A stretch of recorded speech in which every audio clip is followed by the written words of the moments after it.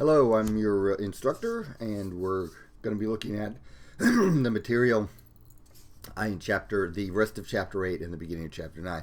So we're moving along pretty well in the book itself.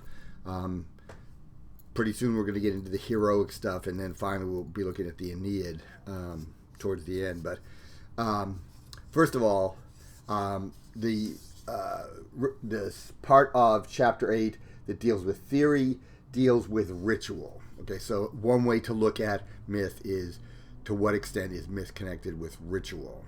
And ritual practice, of course, would be done on an annual or on a regular basis, and usually it's going to hit certain themes that are important to that culture. So, for instance, in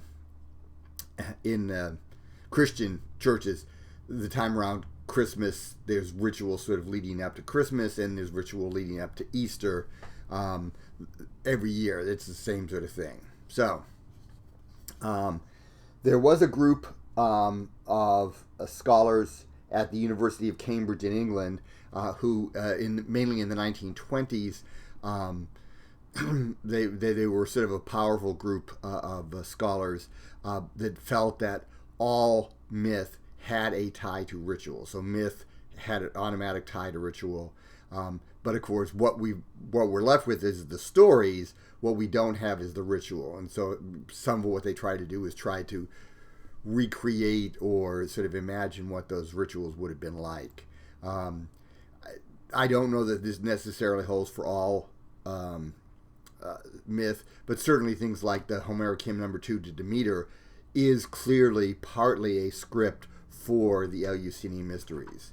There are things in there that are clearly would have been acted out in that ritual, in that annual ritual. So Jane Harrison is one of the main figures in the Cambridge RItualists, but Robert Graves, who wrote Claudius, Claudius, and some other things dealing with the ancient world, who was a poet mainly, he's also one of them. Now, the second thing here, this is really important because it's going to occur again and again and again. And this is the analysis of ritual practice by a guy named Arnold van Gennep. And his point is that ritual consists of 3 parts. The first part, which he calls preliminal. So the limen is the threshold, and that's the actual ritual itself. The preliminal would be what you do before that to get ready for that. And that phase is marked by separation. Usually it's just separation, like you leave your normal place where you are in normal time, and you go somewhere else to the ritual site. That sort of thing. Like entering the army could be seen as a ritual sort of practice, and getting on the bus, going to the army camp, getting your head shaved, that sort of stuff, that would be part of the separation where you're giving up your old self. The liminal part, or the limen, is the trial or the ordeal, the thing you have to go through in the ritual. So we talked about Artemis or Thea, the worship of Artemis in Sparta. That part of that involves Spartan youths being whipped at the altar of Artemis, and if they could take it without crying, or they could take the pain, then that showed they were true Spartans. So that would be an example of a trial that you would undergo. Sometimes it's less sort of horrific than that. And then there's the post-liminal phase, which is the phase of return, where you return to your normal life, but because you've gone through the ordeal, you are now different. So a good example of this that I'll go through briefly is the rituals connected with Artemis, Brauronia. So Artemis is a goddess. She had a festival at Brauron, which is near Athens, and Athenian girls, when they were on the point of coming to marriage age, they would go to Brauron for this festival. So that's the separation. They leave Athens, they go to Brauron for this festival. We know that part of this festival activity involved dancing the bear. So they would dress up in some sort of bear costume and they would do some sort of dance. That's part of what they did. And then they would return to Athens afterwards. Now, these were young women who were on the point where they would be considering marriage. So for the Greeks, these are 13 or 14-year-old girls. So they're looking ahead. They're going to get married soon. Well, when they get married, Artemis is not going to be their goddess, right? Their goddess was Artemis as they were growing up, because little girls were seen as wild things, and she's the goddess of the wild. There were also virgins, and she's a virgin goddess, right? So that's the idea. But once they decide that they're going to become wives and mothers, then they can't really go to her for protection. So this is sort of like a farewell ritual to Artemis. Now, the bit about dancing as a bear, there is a story of a woman named Callisto who Zeus fancied. She was a follower of Artemis. He raped her, actually. He raped Callisto by disguising himself as Artemis, as his own daughter, to get close to her, and then he took advantage of her. She, of course, got pregnant, because when male gods have sex with females, they generally get pregnant. This is sort of almost a sure thing to happen. Once that becomes clear, she can no longer be part of Artemis's group, because it's a virgin-only group, and so she's kicked out. So, in a sense, dancing the bear might very well be their way of acting out Callisto's plight, but showing that they're ready to move on. The alternate material, which is usually Asian, sometimes it's a Roman thing, but deals with Artemis at Ephesus. Now, the main temple to Artemis in the ancient world was at Ephesus. It was one of the 7 wonders of the world, so this is a big deal. In your book, there is a picture of the cult statue of Artemis at Ephesus. She looks quite different than Artemis ordinarily looks in Greek art. In Greek art, she usually has a bow, she has a quiver of arrows, and she's dressed sometimes with her skirt tied up over her knees so that she can move more quickly. That's not what we see in that cult statue. That cult statue really shows a fertility goddess. She's got a shirt that looks like it's like a bunch of breasts, which would again indicate sort of fertility, like a lot of fertility, right? Because you got a lot of breasts. They might be male testicles, which would tie it to things like the cult of Cybele, where the male initiates, if they're going to be priests of Cybele, they have to castrate themselves, or they have to be castrated. But it's something entirely different. Now, she is wearing a crown, and she is wearing this long dress, this long gown, and on the gown and on the crown, both, there are images of animals.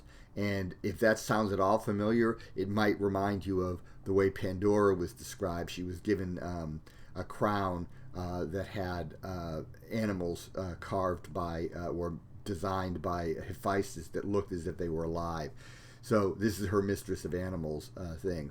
But at any rate, the Artemis at Ephesus was associated with Persephone and Demeter, and she was also associated with Cybele, one of these great goddess figures. And so she's more than Artemis is in the rest of Greek literature. And Artemis and Apollo both may have originated as Anatolian goddesses. In other words, modern day Turkey is Anatolia. That in Ephesus is part of Anatolia, but it's a Greek city. So it may very well be that they were not Greek gods originally, and this cult center at Ephesus really represents that more Asian version of Artemis. And one other thing about Artemis and Apollo maybe not being Greek, in the Iliad, both Artemis and Apollo are on the Trojan side. They are helping the Trojans. Troy is in Anatolia against the Greeks. So the literature piece is a selection from the beginning of what we would call a novel, an Ephesian Tale by Xenophon of Ephesus. Now, this tale, it says tale, but it's actually, like a 200-page book. It's a typical Greek romance, boy meets girl, boy and girl get separated. Well, boy and girl fall in love, boy and girl then get separated, and they spend the rest of the book trying to get back together again, usually by traveling all over the Roman Empire. And then finally they do come together and they live happily ever after, right? That's the setup. We have about a half dozen of these Greek romances, and they all have that same basic format. I'm glad to see it in the book just because it's good to see an example of Greek romance, which is different in style from like all the great Greek literature. It's a different thing. It's more like what we would consider popular literature. So it's nice to see it in there. Sadly, though, there's not much about Artemis in the Ephesian Tale. The story starts in Ephesus at the festival in honor of Artemis, but we don't get much details about Artemis herself. So it's sort of a miss as far as like fitting the organization of the book. It is nice that it's in there. Okay, so the Nachleben section features some poems, modern poems. Some of the poems deal with Apollo and Daphne, and some of the poems deal with Artemis and Actaeon. The Apollo and Daphne poems are all written by women, and the Artemis and Actaeon poems are all written by men. Now, briefly, the stories. Daphne was a nymph. She was the daughter of a river god. Apollo saw her. Apollo, wanted her as a sexual partner. She wanted to remain a virgin. In the story, Apollo is shot by an arrow of love by Eros, whom he's taunted, and then Eros then shot Artemis, not Artemis, Daphne with an arrow that would cause her to be repelled by any sexual advances. So we've got a case of Apollo sort of in effect stalking or keeping after Daphne. She prays to her father. Her father grants her wish so that she can remain a virgin by turning her into a tree. So the laurel tree, which the Greek word for that is Daphne. So Daphne becomes a laurel tree. I've often thought that in English we would have been done a favor to have this translated as a girl named Laurel becomes a laurel tree, because then if it actually you get it right away. So the modern takes on this, one poet, Evan Boland, who's an Irish poet, and I'm very fond of sort of the Irish poets. So Evan Boland is my favorite of the female poets in this section. Evan Boland sort of equates Daphne's situation after she's become this tree that will now become the official tree of Apollo. Right? Apollo will wear laurel wreaths around his head, and it will be given as prizes at any festival of Apollo.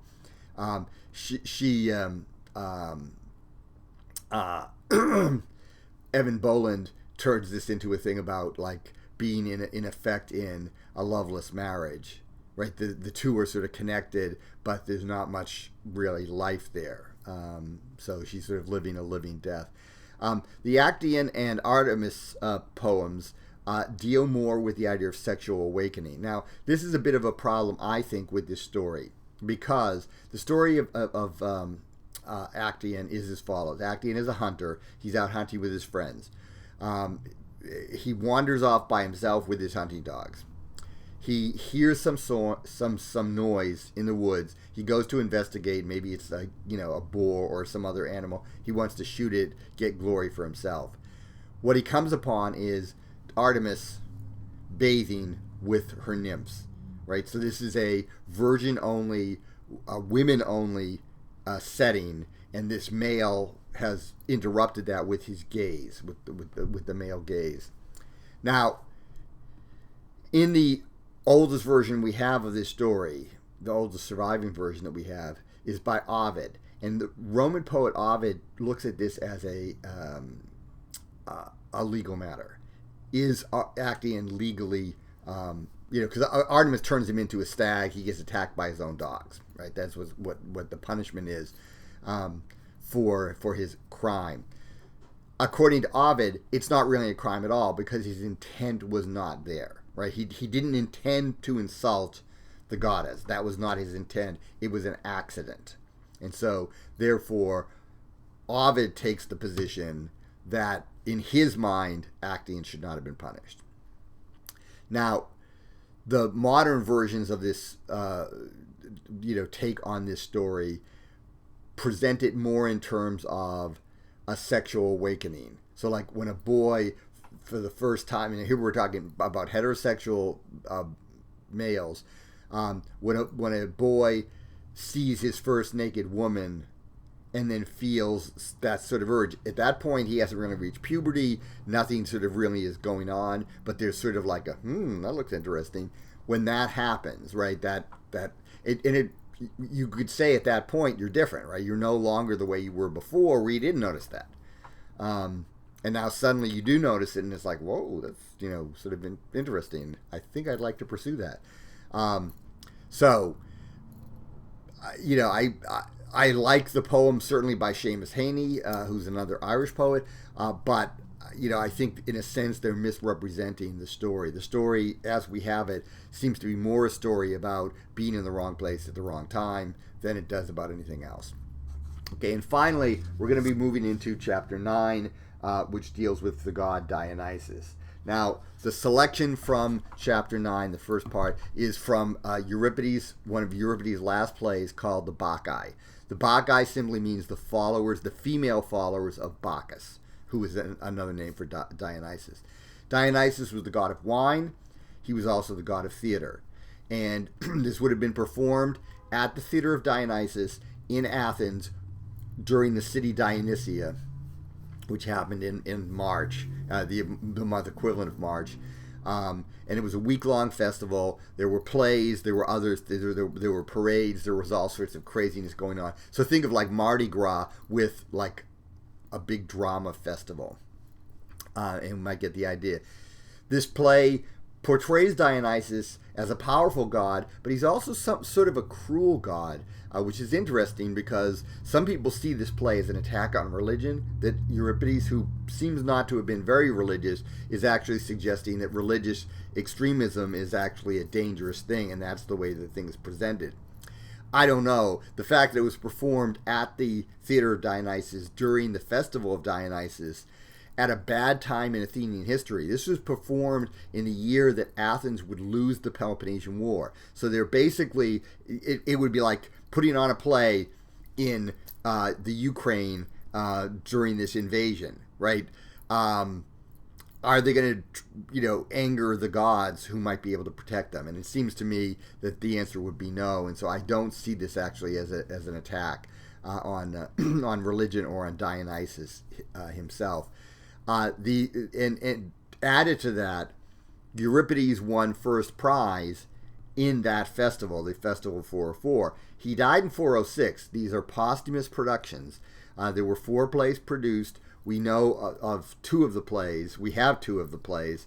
One is the Bacchae. The other is the Iphigenia at Aulis, which tells the story of Iphigenia's sacrifice at Aulis to let the Greek fleet go to Troy. That particular piece, the Iphigenia at Aulis, is arousing. I mean, it has a moment of arousing patriotism, which, given the fact that Athens was about to lose this war, that might be why he got the prize, right? Because here he is cheering on the Athenians, even though they're gonna lose. He's still gonna be a proud Athenian. It might be that play more than anything else that got him the victory, but it's also possible that the Bacchae did, because it is a pretty impressive play. And it's too bad we don't have the whole play. What we have is a section from the play where Dionysus is seducing Pentheus, the king of Thebes, who has forbidden the worship of Dionysus. Because Dionysus at this point is traveling around the world spreading his religion, and Pentheus is determined to stop it because he sees it as an immoral religion and not a real religion. He sees it as sort of a fraud. And Dionysus seduces him and gets him to a point where he ends up being killed by his mother. So it's I think you'll be moved by the passage that Maurizio has put in. So that's it for this time. Sorry about my voice. I seem to have a really bad cold.